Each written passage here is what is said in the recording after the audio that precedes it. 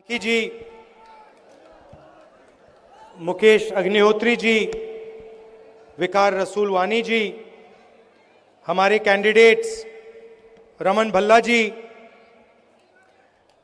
मुलाराम जी, नीरज कुंदन जी, Taranjit Singh Tony जी, Manmohan Singh ji, Balbir Singh ji, Yogesh Sahni ji, stage पे Congress party के senior नेता, गठबंधन के नेता, भाइयों और बहनों, प्यारे कार्यकर्ताओं, आप सबका यहां बहुत बहुत स्वागत, नमस्कार। कैसे हैं आप लोग? मूड कैसा है आपका? मूड बढ़िया है?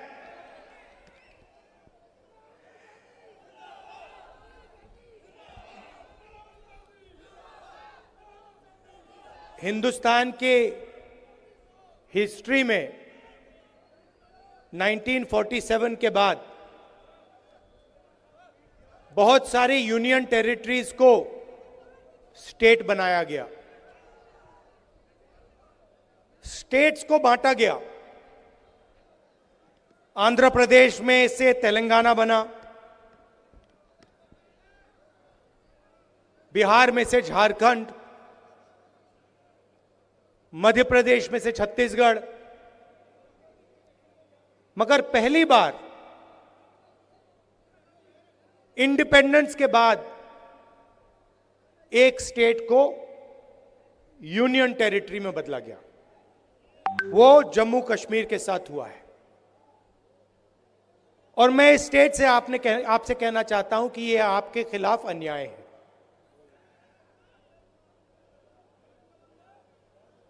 आपका लोकतांत्रिक हक आपसे छीन लिया गया है और आज जम्मू कश्मीर को जम्मू कश्मीर के लोग नहीं चलाते हैं। आज जम्मू कश्मीर को दूसरे स्टेट के लोग चलाते हैं। हमने सोचा था कि चुनाव से पहले आपको स्टेटहुड वापस मिल जाएगा और सही तरीका वही था। सही तरीका था कि पहले स्टेटहुड दो और उसके बाद चुनाव कराओ। अब ठीक है, पहले चुनाव करा दिया, मगर हम चाहते हैं कि जल्दी से जल्दी आपका जो लोकतांत्रिक हक है, जम्मू कश्मीर का जो स्टेटहुड है, वो आपको वापस मिले।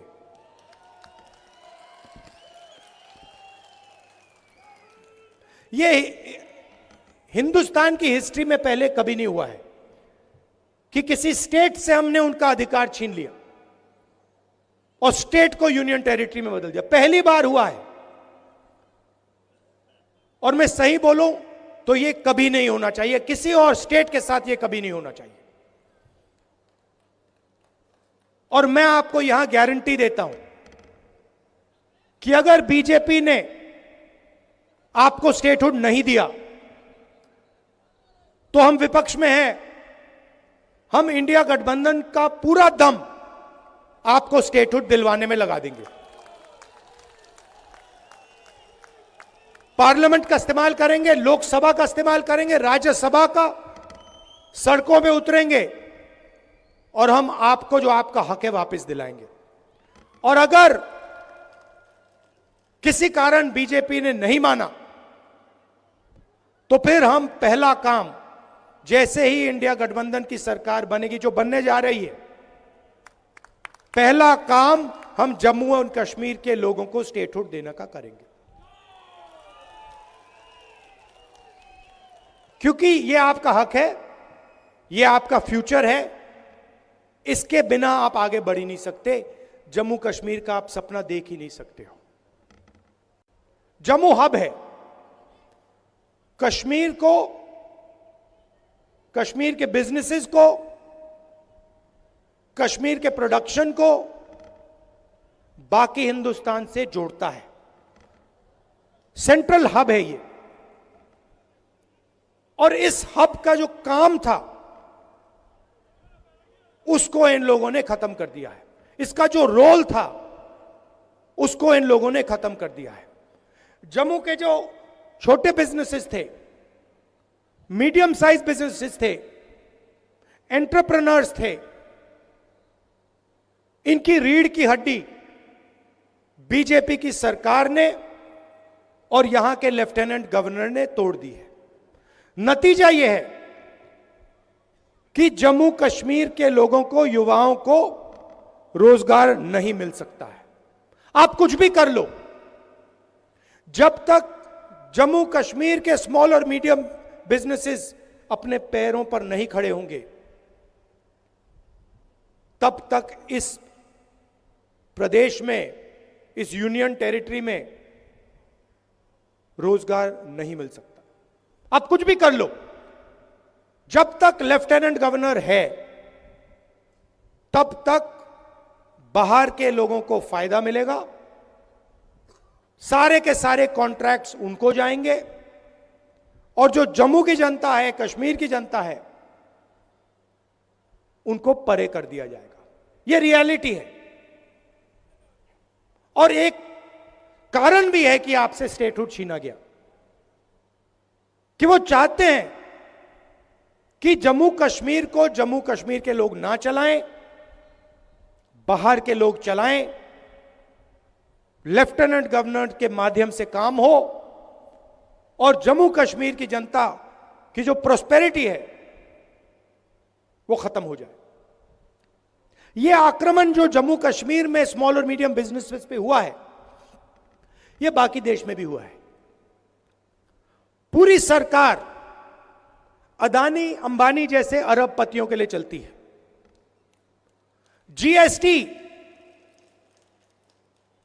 जीएसटी एक हथियार है। जम्मू के एंटरप्रेन्योर्स, जम्मू के स्मॉल और मीडियम बिजनेसेस पर आक्रमण करने का हथियार है। नोटबंदी एक हथियार था। यह पॉलिसीज नहीं है, यह हथियार हैं और इनका लक्ष्य रास्ता साफ करने का है। किसके लिए? अदानी और अंबानी जैसे अरबपतियों के लिए। नोटबंदी और जीएसटी ने, गलत जीएसटी ने हिंदुस्तान में लाखों स्मॉल और मीडियम बिजनेसेस खत्म कर दिए। अभी मेरा प्रोग्राम था, कुछ मिनट पहले मेरा प्रोग्राम था, एक लड़की आती है, कहती है राहुल जी मेरा सपना था, मैं छोटा बिजनेस चालू करना चाहती थी। गवर्नमेंट ने कहा कि ग्रांट मिलेगा, मैंने पूरी प्रिपरेशन कर दी, एरोमेटिक्स का मेरा बिजनेस था, मैंने पूरी तैयारी कर दी, मुझे कहा कि पैसा मिलेगा, पैसा नहीं आया। मेरी मां की डेथ हो गई, मेरे पिता ने मेरी मदद की, मगर मेरा बिजनेस खत्म हो गया। आज मैं छोटा बिजनेस नहीं चलाना चाहती हूं, क्योंकि मैं जानती हूं कि जम्मू कश्मीर में छोटा बिजनेस नहीं चलाया जा सकता है। मगर यही आपकी रीढ़ की हड्डी है, यही आपकी स्ट्रेंथ है, इसी में आपका रोजगार है, इसी में आपका भविष्य है। और आप किसी भी युवा से पूछ लो, वही जवाब मिलेगा।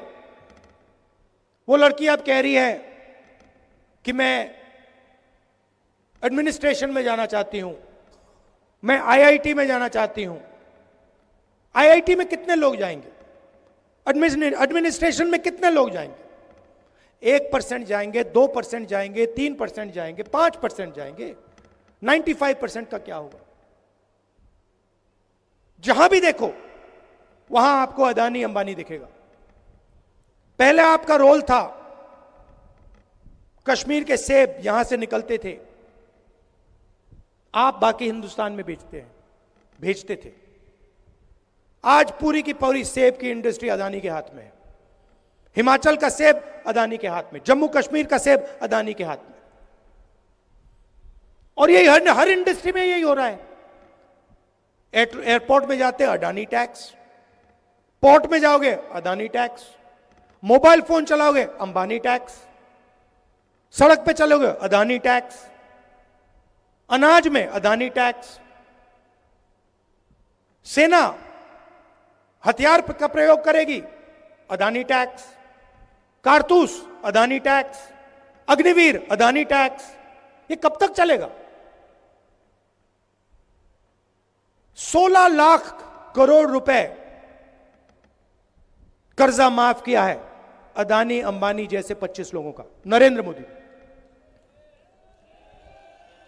आप शेम कह रहे हो, मगर मैं आपसे पूछना चाहता हूं, जम्मू के छोटे बिजनेस वालों का, जम्मू के किसानों का कितना टैक्स माफ हुआ है? जो आपके युवा 18-19 घंटे पढ़ाई करते हैं, सपना देखते हैं, एजुकेशन के लिए लोन लेते हैं, उनका कितना टैक्स माफ, उनका कितना माफ हुआ है पैसा? उनके कितने बैंक लोन माफ हुए हैं? कोई बीमार होता है, अस्पतालों में लाखों रुपए लग जाते हैं, उनका कितना कर्ज माफ हुआ है? जीरो। आप अगर बैंक लोन लेते हो और पैसा वापस नहीं देते हो, आपको जेल में डाल देते हैं, जेल में डाल देते हैं। और अंबानी अदानी जैसे लोग बैंक लोन लेते हैं, पैसा वापस नहीं देते हैं, कहते हैं चलो और पैसा ले लो।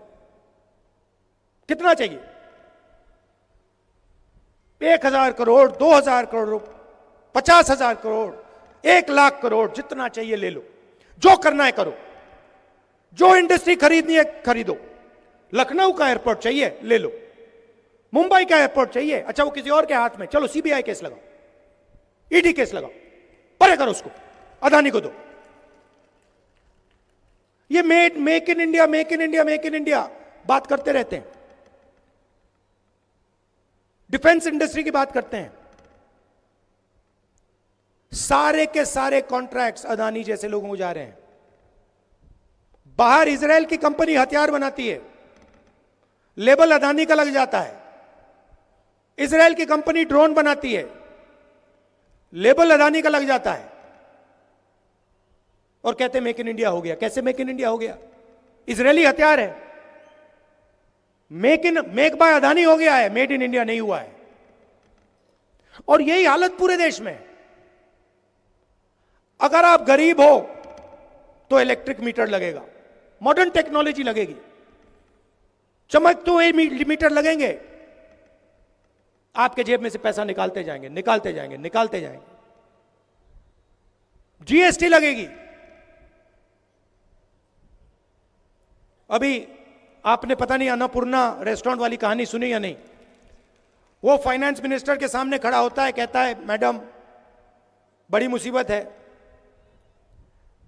मैं अगर बन बेचूं एक जीएसटी लगती है, अगर उसमें क्रीम डाल दूं दूसरी जीएसटी लगती है, अगर बन और क्रीम अलग बेच दूं तो तीसरी जीएसटी लगती है, मैं क्या करूं? और यही हालत सबके साथ है। ऐसी कॉम्प्लिकेटेड जीएसटी बना दी है, क्यों? एक्सटॉर्शन करने के लिए। गलती करो, ईडी वाले, सीबीआई वाले, इनकम टैक्स वाले आ जाएंगे, जीएसटी वाले आ जाएंगे, पैसा लेंगे चले जाएंगे। यही सिस्टम चल रहा है। तो ये चुनाव आपको अधिकार देने का चुनाव है, और शुरुआत स्टेटहुड है। उसके बाद सरकार आएगी, जम्मू कश्मीर के जो स्मॉल और मीडियम बिजनेसेस हैं, जो लोकल इंडस्ट्री है, उनकी रक्षा करने वाली सरकार होगी। बैंक के दरवाजे आपके लिए खुलेंगे, आपको सपोर्ट मिलेगी, आपको टेक्नोलॉजी मिलेगी। उनकी जगह है, अंबानी की जगह है, अदानी की जगह है, मगर आपकी भी जगह है।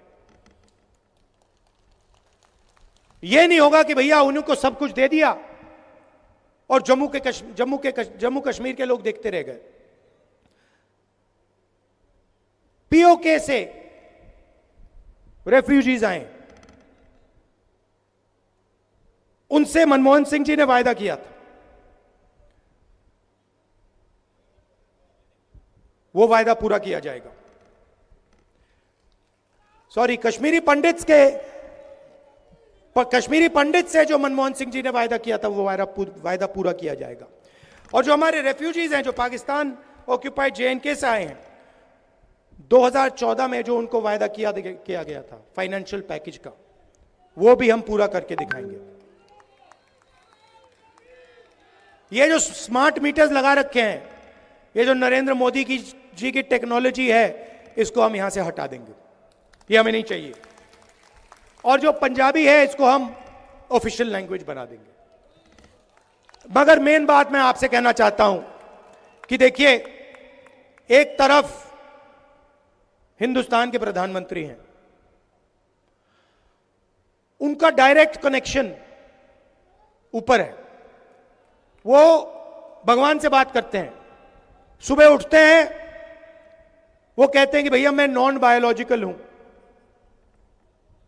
आप लोग बायोलॉजिकल हो, नरेंद्र मोदी नॉन बायोलॉजिकल है, वो इंसान नहीं है, वो डायरेक्ट भगवान से कनेक्शन लेता है। सुबह भगवान उनसे कहते हैं क्या करना है, वो करते हैं। हम इंसान हैं, हम आप जैसे हैं, हम आपकी बात सुनना चाहते हैं, समझना चाहते हैं, और ये दिल का रिश्ता है। मैं लोकसभा में हूं, ऑपोजिशन लीडर हूं, जहां भी आपको मेरी जरूरत हो, जहां भी जरूरत हो, रेफ्यूजीज के मामले में हो, स्टेटहुड के मामले में हो, स्मॉल मीडियम बिजनेस के मामले में हो, जहां भी आप मुझे ऑर्डर करोगे, जो भी आपका हुक्म होगा, मैं आपके लिए वहां कर दूंगा। और जब भी आप चाहोगे कि भैया राहुल जम्मू आओ, हमारी बात सुनो, हमारी मदद करो, मैं आपको आपके सामने दिखूंगा। आपको स्टेटहुड देने की जरूरत है, यह मैं आपको गारंटी कर रहा हूं। आज नहीं तो कल इंडिया गठबंधन आपको स्टेटहुड दे देगा। आप सबका दिल से मैं धन्यवाद करना चाहता हूं। नमस्कार, जय हिंद।